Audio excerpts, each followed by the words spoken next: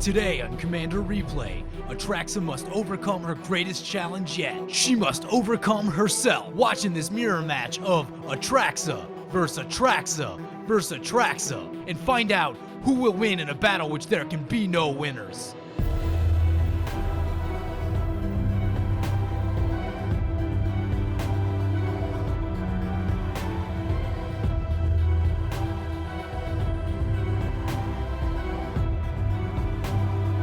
Hey guys, welcome back to Commander Replay. Today's video should be a ton of fun. I joined a 4-person free-for-all game in the MTGO queue, and we ended up with 3 players playing Atraxa, 1 player playing Ghave, Guru of Spores. I wasn't actually going to record this game. Once I saw this kind of 3 Atraxa setup, I thought this would be a pretty interesting game to record, so we'll see what happens. Because I hadn't planned on filming this video, I was trying to be very quick about getting the screen capture program open. I actually forgot to turn off the sounds for Magic Online, so you will hear the sounds from the game. This wasn't intentional, and it'll be back to normal for next video. As I said, 3 players playing Atraxa, myself included. Atraxa is a 4-color commander. It's a 4/4 flying, vigilance, death touch, lifelink, and at the beginning of your end step, proliferate. Specifically, I am playing the Super Friends version of Atraxa. I'm not sure what our opponents are on yet, but I'm sure we'll find out very shortly. One of our opponents said this game should be really crazy, and I expect that it will be, so this should be a ton of fun. Kazandu Blademaster for the first Atraxa opponent. Solid card. I always thought this card should be played more in Modern. You don't really see it much outside of an allies list, though. Humans are allies. 2 mana for a 2/2 first strike vigilance, though, is a pretty big deal. Plus, you can get bigger if you play multiples of them. So Lightning Greaves comes down for the second Atraxa opponent. Ooh, we get a Hardened Scales. That is awesome. 1 more counters will be placed on a creature we control, so that does not affect our planeswalkers. Let's crack this Windswept Teeth. Need a black land for the Liliana. So we're gonna go for Bayou. And we'll drop down our Savan. So the one thing I'm a little bit worried about, I'm going to run this Liliana out there. The second Atraxa opponent does have Lightning Greaves, so if they play any creature, they can swing into our Liliana pretty easily, and we may end up losing Liliana that way. But since we don't really have much else we can do, I'm just going to run it out there and hope for the best. We're going to use the plus ability to minus this Kazandu Blademaster. And pass the turn. The Ghave opponent plays a Skurstag High Priest, and the second Atraxa opponent only drops a land. They don't play a creature, and they don't swing into our Liliana, which is awesome. So we have black, we have white, we have green, and this will give us blue. So we can actually cast Atraxa this turn. We're going to go ahead and do that. So, assuming nothing goes crazy wrong this turn, I'll probably try to follow up with Gideon Jura next turn, just to protect this Liliana, because this Liliana isn't that far away from ultimating. So, this is pretty funny, because I had actually been thinking about making an Atraxa video for a while. Atraxa is a deck that I found where it really took me some playtesting to, 1, get a feel for how the deck plays, and 2, kind of get the right balance of Planeswalkers to control cards. When I first built the deck, I had way too many Planeswalkers in the deck. It was just flooded with Planeswalkers. Didn't really have board sweeps in there, didn't really have answers to a lot of things. What I ended up finding was that I'd have a chance to play maybe 1 Planeswalker, play Atraxa, someone else would just go way over the top of me, and then I would just get beaten down real big. Someone would go wide, or something crazy would happen. So I added a lot more controlling pieces into the deck, a couple board wipes. I think Mana Drain made the list, I have to double check. A little bit of spot removal. Alright, so one of our Atraxa opponents got disconnected, took way too long to rejoin the game, it was several minutes. The Ghave opponent scooped during that time, so now it's just 3 Atraxa players left. We'll see how this goes. Game should be even crazier now. So, anyway, we cast our Atraxa, and we're going to minus on this Kazandu Blademaster again, and then we'll pass the turn. And our end step, we're going to proliferate the Liliana. So we haven't actually talked about what's in our hand, so we'll do that right now. The opening hand had a whole bunch of lands in it with a couple Planeswalkers and this Obnixilis. I kept it because we had a lot of mana, and this deck can be a little bit mana hungry. So just making sure that I can make my land drop each turn is important with this deck. Liliana's a great early play, which is also why I like this hand. Obnixilis and Gideon Jura give us some solid mid-game plays. And also, we have this Hardened Scales, which will double the amount of counters on our creature, which will work really nicely with this Obnixilis. On turn 6, we can slam down this Obnixilis, pump it up really big. So both players play their Atraxa this turn. Actually, all 3 of us played our Atraxa this turn. Atraxa, Atraxa, Atraxa. I bet this one swings into me to trade, and I will happily trade to protect Liliana here. Wow. Opponent does not attack. That's crazy. If I were our opponent, I would have attacked into me. There's no way that I'm not going to block. So our opponent says, I'll be nice at his end step, plus our Liliana. So I'm just going to ultimate this Liliana. If you have a chance to ultimate a Liliana, you ultimate a Liliana. That is an emblem that says, at the beginning of your end step, create X 2/2 black zombie creatures, where X is 2 plus the number of zombies you control. Currently, we control 0 zombies, but over the course of a couple turns, that'll get to be pretty big, and I can't believe our opponent just did that. Obviously, they were just looking to screw around and have a good time and not take the game too seriously, but I still can't believe they did that, so that's oh man. We don't have any Planeswalkers out right now. Yeah, we do. We have enough. I'll just play the Sunscorched Regent for now. So, funny story about every player having an Atraxa out is that I'm not really going anywhere with my Atraxa, just going to stay put. I suppose if the top right Atraxa player gets something into play, we may have to plus it for them, just as a thank you for plussing our Liliana. Someone pluses your Planeswalker, you should always say thank you. Opponent says, just remember that. So, this is going to be a pretty silly game. On our end step, we ended up getting 2 zombies. Did not proliferate anything. Kazandu Blademaster coming into us. It is now a 4/4. We'll throw a zombie in front of it, because why not? We have basically unlimited zombies. So, I haven't been playing that much Standard, so I really haven't played with Liliana that much. And the little bit that I have played, I have definitely not been able to get her ultimate off. So, pretty excited that we got to land the ultimate on Liliana. We had some help from our opponent, though. It's not normally that easy. So opponent plays Doubling Season. That's a pretty big deal with Atraxa in play. Probably the biggest game you can play with this deck. One of our other opponents says, oh god, and I said, let the fun begin. Actually, that's a good idea. The Vivid lands should be pretty good in an Atraxa deck. I need to get the Time Spiral storage lands in this deck. I don't currently have any of those. Wow. Whenever you cast a spell, proliferate. So, the other thing about playing this game is that I'm definitely going to learn about other people's deck tech for Atraxa. Doubling Season's an obvious one. Inexorable Tide is not a card that I'm running currently. Definitely worth giving a look, though. I'm going to go with the Obnixilis play this turn, just because it seems like a lot of fun. Gideon Jura seems like it makes more sense, but throwing a ton of counters on this Obnixilis will be oodles of fun. Oh no, we don't have the mana for the Hardened Scales and the Obnixilis all in the same turn. Unfortunately, we don't get the landfall trigger because of the way we have to use our mana this turn. But then we'll run down the Hardened Scales. Can't really attack into very much because everyone has their Atraxa out. Yeah, I think we just stay put and let the zombie army keep growing.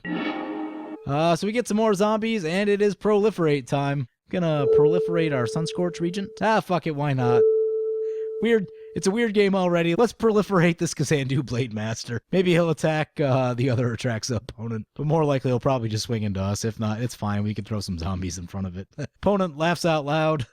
Once in a while, you gotta have fun playing Magic. Etched Oracle coming into play for the top left Atraxa opponent. Wow. Comes into play as an 8/8. They will be able to draw some cards. Actually, I'm a little bit worried about this Doubling Season now. If our opponent lands any Planeswalker, they'll probably be able to ultimate it right away, and we can actually lose very easily and very quickly because of that. If that's the case, it might be a battle of the Planeswalker ultimates, being that we've already got our Liliana down.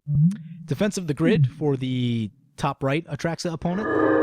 We get another Sunscorched trigger. Wow. Sunscorched Regent is now a 12/11. It's got 8 counters on it. Thanks to Hardened Scales. Defense of the Heart, very good if you're behind. At the beginning of your upkeep, if an opponent controls 3 or more creatures, sacrifice Defense of the Heart, search your library for up to 2 creature cards, and put those cards onto the battlefield. Then shuffle your library. Very, very good if you're behind. Or just if your opponents have a lot of creatures, which we're going to. There's no stopping these zombies. And we draw a Johnny, Mentor of Heroes. So I think with the Johnny, first we'll drop our land. We'll go on tap. We get an Obnixilis trigger. Who to shoot? I'll shoot the Doubling Season opponent. They seem a little bit scarier. Although the Defense of the Heart could get a little wacky. I'm tempted to play a Johnny and use the distribute 3/1/1 counters. We have Hardened Scales out, so it'll get 2 counters, so everything will get much, much bigger. And also, then we'll be able to proliferate, and again, with the Hardened Scales, actually, yeah, things will be huge very, very quickly if we do that. So, I'm liking that plan. So we hit opponent for 3. Obnixilis is now a 7/7, 4 counters on it. Gonna play a Johnny, Mentor of Heroes. Distribute 3+1/+1 counters, 1 on Atraxa, 1 on a zombie, and 1 on another zombie.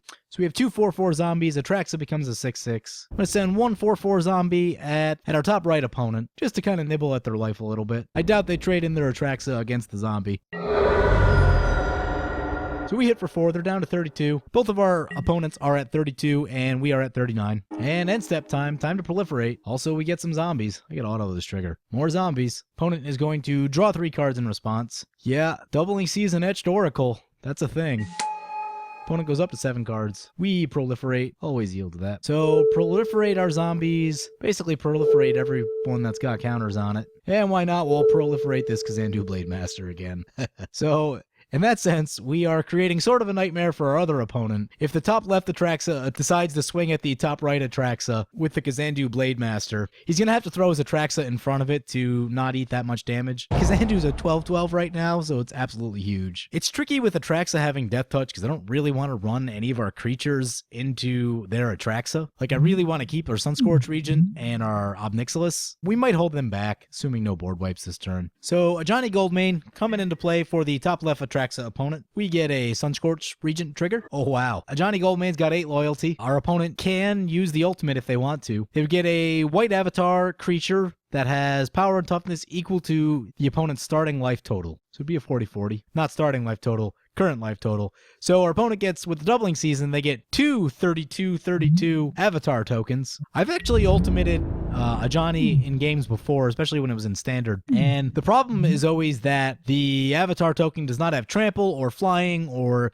some kind of evasion ability, so you can chump block it all day long. When a Johnny Goldmane was first printed in Lorwyn, tokens and small creatures were everywhere. If for some reason you did ultimate a Johnny, you could easily find something to throw in front of the token. So top right opponent's turn, he's going to get a Defense of the Heart trigger. This is a little bit scary because there are a lot of 2 creature combinations that basically just end the game. So let's hope he doesn't have one of those. Oh, well, he does have a Blightsteel Colossus and an Odric Lunarch Marshal, so that Blightsteel Colossus is going to get Haste, Flying, Vigilance, Death Touch, and Lifelink, so that's a little bit problematic. And opponent plays a Corrupted Conscience on the other player's Atraxa. I'm wondering if he's doing it as a kill spell or if he forgot about the Legends rule. But having Trample with Death Touch is going to be a problem because that means we can't block with Sunscorch Regent. Only 1 point of damage is going to get assigned to our Sunscorch Regent. The rest will come through to us if they decide to swing at us. So let's find out where they want to point this Blightsteel. He's looking at our other opponent. All right. Swinging in at the other opponent. All right. So that opponent's top left Atraxa is probably out of the game. He says good game. Now, we are in pretty good shape to win this on the swing back at our opponent. Opponent was playing that Corrupted Conscience as a kill spell, but I don't think it was really necessary because of the Death Touch and Trample. But our zombies, we have a lot of power in zombies on the board. So top left Atraxa opponent goes down, dies to poison from the Blightsteel Colossus. We're basically in a position where we have to win this turn because we are not going to be able to deal with that Blightsteel. Actually, Gideon Jura can save us for a turning in the event that we can't win right here. So all of our creatures are going to get flying. We don't have trample, unfortunately. Well, I say we send in the zombies. Use a Johnny's ability on our zombies. Get more bigger zombies. Can we win right here? If we send in our 3 biggest creatures, Obnixilis, Sunscorch, and Atraxa, assumingly they would block those, and then how much damage is left over? So that's 24, 34. By my count, we've got 34 damage if opponent blocks our 3 biggest creatures, and we lose our 3 biggest creatures, which I'm not super excited about. So this turn, I'm only going to send in the zombies. And also, our opponent would gain some life off of their Atraxa. Actually, they would gain a lot of life because all of his creatures have lifelink. So I don't even know if we come out of this ahead. Let's find out. Opponent's currently at 43. Man, that's a lot of keywords. Death Touch, Flying, Haste, Indestructible, Lifelink, Trample, and Vigilance. Yeah, Odric Lunarch Marshal. Pretty cool card. Definitely going to check it out for my Atraxa deck. So opponent's at 43. Let's see if we even come out ahead in this combat. Opponent stays exactly at 43. What are the chances of that? We lose 3 zombies. Not the biggest deal, but we definitely need to lay down our Gideon Jura so that we don't die. This will buy us an additional turn. We're going to proliferate more and make more zombies. So proliferate a Johnny, proliferate Gideon, Atraxa, Sunscorched Regent, Obnixilis, and our zombies. Trample would be amazing right here. I don't remember what's in this deck. Initially, I had some ways to give Trample. I don't know if I still have any of them left in here. Hopefully, there's a random Brawn hanging around.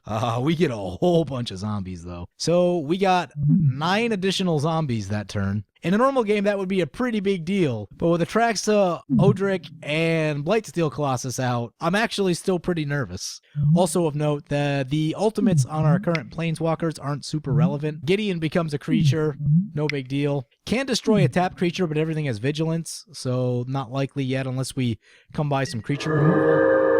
And a Johnny's ultimate of gain 100 life is not going to do much against this Blightsteel Colossus. Opponent plays a Champion of Lambholt. Creatures with power less than Champion of Lambholt's power can't block creatures you control. Whenever another creature enters the battlefield under your control, put a +1/+1 counter on Champion of Lambholt. Obviously, he's going to swing into Gideon this turn and kill Gideon, but once Gideon's down, we're going to have a real tough time blocking.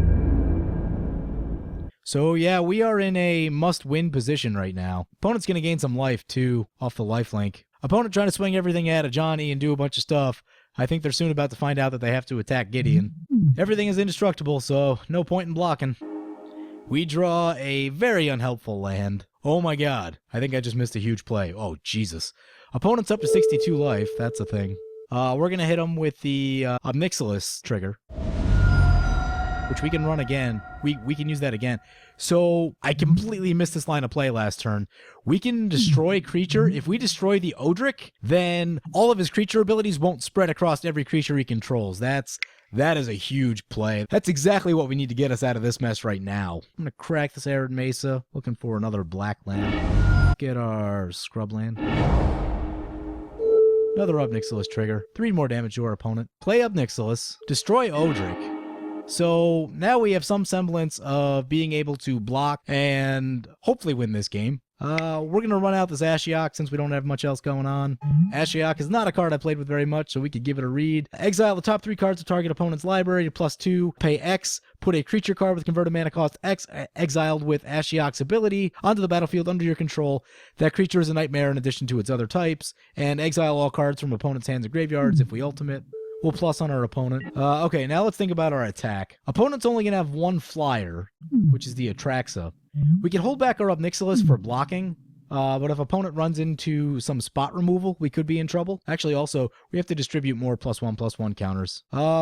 Is there any reason to think that another Planeswalker would help us? No, probably not. Ugin's probably the best thing in our deck. Yeah, I think we're better off just plussing more zombies. All right, so attack time. I think we send in every zombie we have. Actually, we have 10 2/2 zombies. That's 20 damage. That's 32 damage, 34 damage, 40 damage, 46 damage.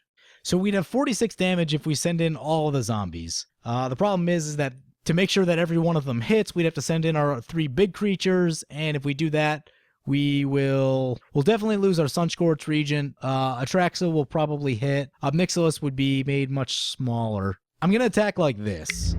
I think it's too risky right now to send in everything.